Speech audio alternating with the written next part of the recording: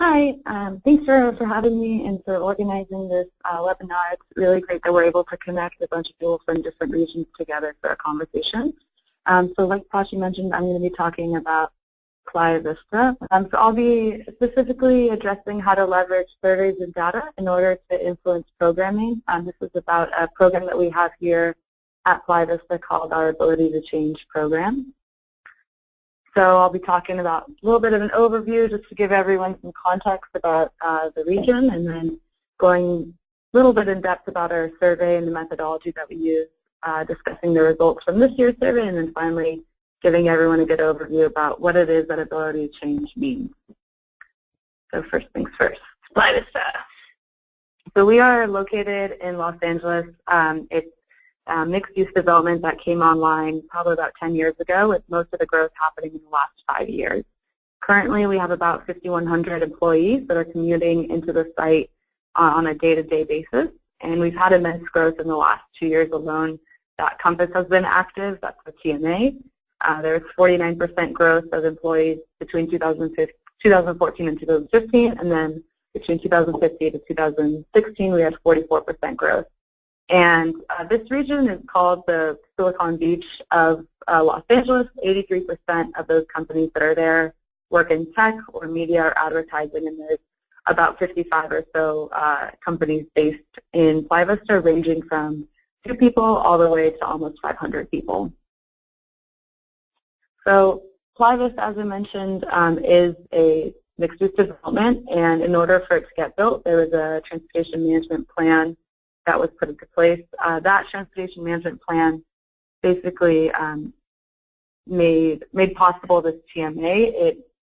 The TMA needed to form in order for the plan to go through. That TMA is Compass.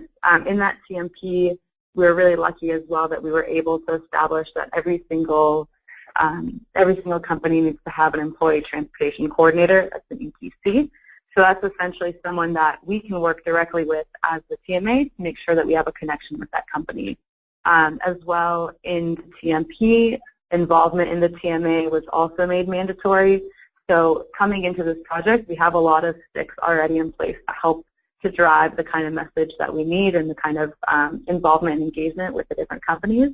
I should mention as well, participation in the TMA is free. So that's another big plus as to why we're able to get so much involvement from these different employees. Some more fun sticks that we have for Playa Vista, specifically as it relates to our survey.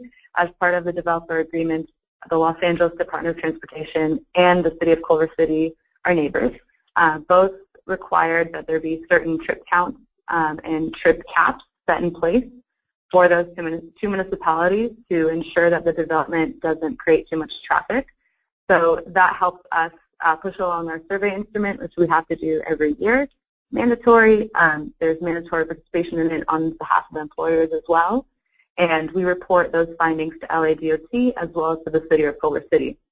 Now in Los Angeles, there's something very interesting.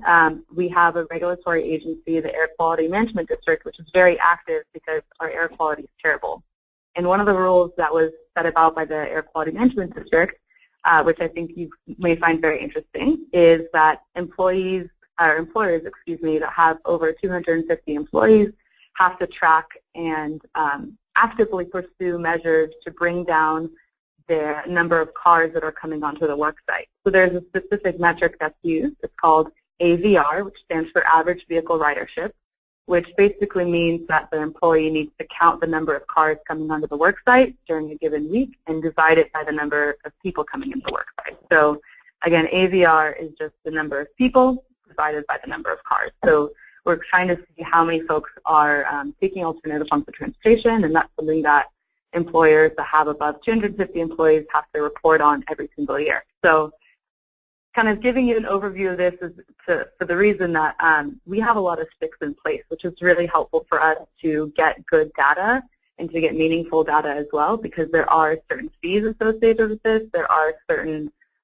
fines that you must pay if you have to go over it. So there is an incentive for the companies to work with us in order to meet these regulations. So I'm not going to go into this slide, but there's a number of other things that we do as Compass. We do relocation services in addition to the survey stuff, and I'm happy to talk about that offline or whatever. But now let's delve into the survey and the methodology, because that's the more interesting part of today. So we use the online RightAmigos Tools. Since 83% of our employers are working in tech or advertising, most folks do have access to a computer and are fairly tech savvy.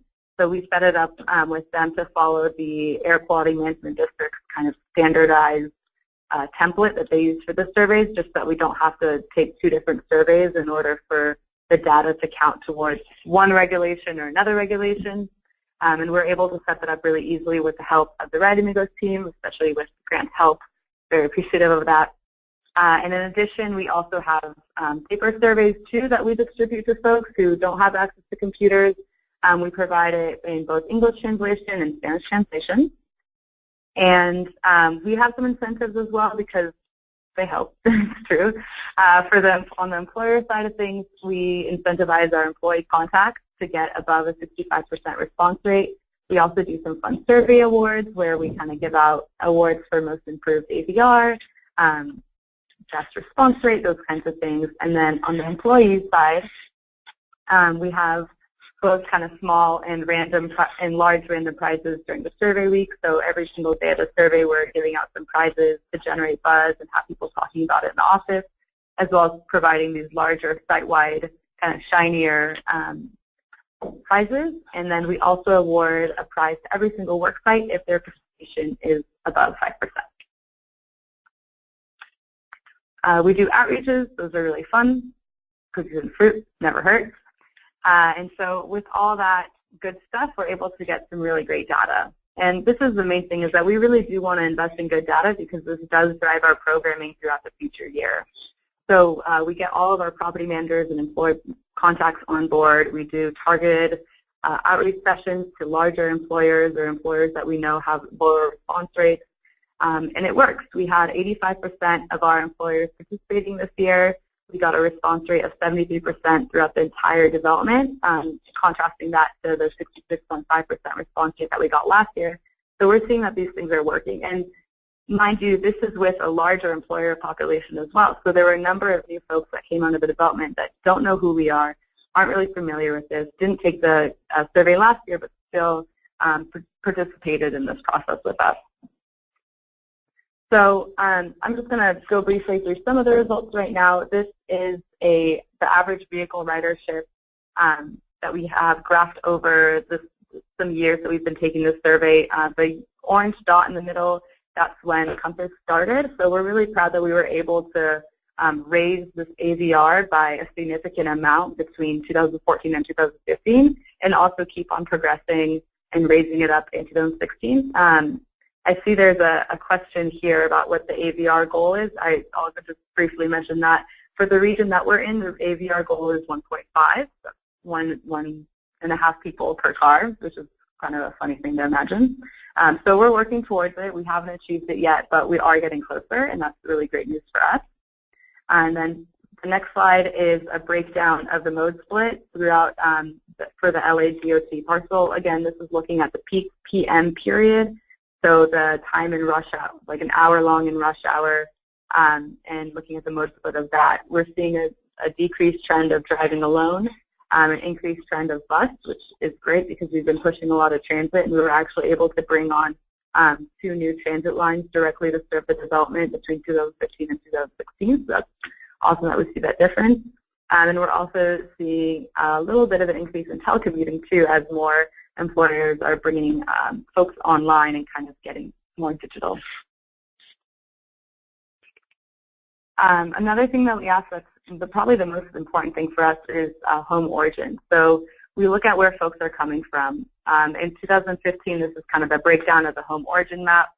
In 2016, we have the changing of the map, and then the main takeaways from this is that we have a 6.8 increase in people who are living 20 or more miles away from the site. But at the same time, we also have a 15% increase in short-distance commuters. So that's the kind of information that we're going to take moving forward into our ability to change campaigns and structure our programming off that. Which leads me to ability to change. Wow, good segue. So ability to change is all about matching the right mode with the right person at the right time. It's our targeted marketing approach of how we reach out to people knowing certain things about them.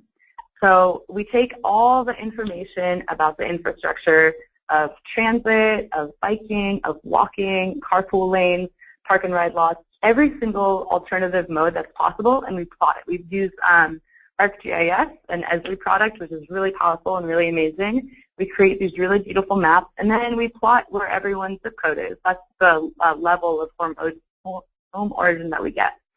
So we plot all that out here. We identify the infrastructure. We identify the barriers to the ability. We identify the benefits that they might have, be it time, money, public health, or environmental. And we ask for a commitment. And then we're able to offer them the right incentive that'll get them to try a mode. So we only target folks who are currently driving alone and who have access to the bus line or live in proximity to the bike lane. And that way we're making sure that we're not oversaturating them with messaging that doesn't make sense to them. We're making sure that the people are actually going to be able to do what we're asking them to do, and we're giving them the right incentive for a try it. We're not going to subsidize their commute forever, maybe for a month, maybe for 6 months, for them to just try it out and see if they like it. And once they feel that switch and they realize that, hey, this is actually really good for me and it's working, then they can do the behavior on their own.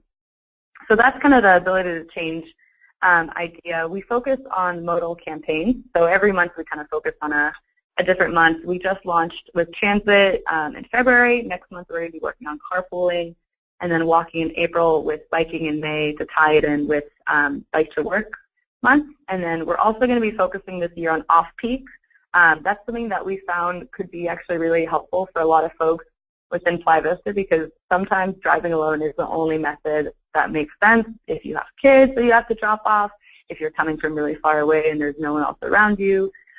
So we're going to be also trying to get people to shift their commutes as well to later times or earlier times.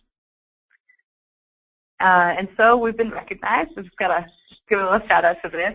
We are runner-up for 2 ACT awards this year. Best TM, or Outstanding TMA and Outstanding Marketing Outreach Award, and both of those were connected to our ability to change. And then we also received a Landmark Behavior Change Case Study Award, the Global Award, and Erin, my colleague, who you saw for about half an hour ago, is going to be giving a webinar that goes much more into depth about this kind of approach that we have on Friday the 24th. And so with that, I think I have a minute left for questions. If there's anything that anyone is curious to know about, my email and my phone number is there, so feel free to reach out. I'm happy to answer any questions. Yeah, one question was, what survey platform do you use to conduct your surveys, and what was the name of the plotting tool? The survey platform is RightAmigos. It's the survey tool that we use. Yeah, and then the plotting tool, we use ArcGIS. And that's an Esri product, and I actually use the ArcGIS online version because it's a little bit more simplified and just kind of easier to create web maps with that are able to share them with people. Cool, thank you. Yeah, and Esri is a big partner of RightAmigos, and we're part of their business program, and fantastic mapping company if you've never used them. Thank you, Mayan. A pleasure.